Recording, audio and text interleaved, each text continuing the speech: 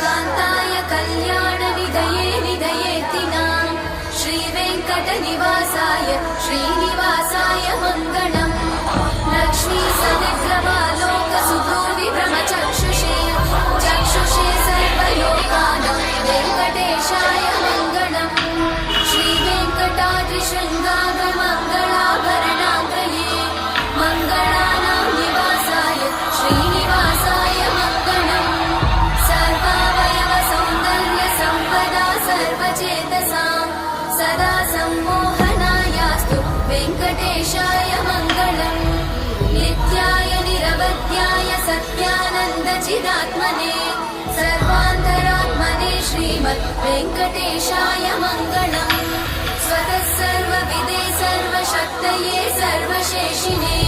सुलभाय सुशीलाय वेङ्कटेशाय मङ्गलम्।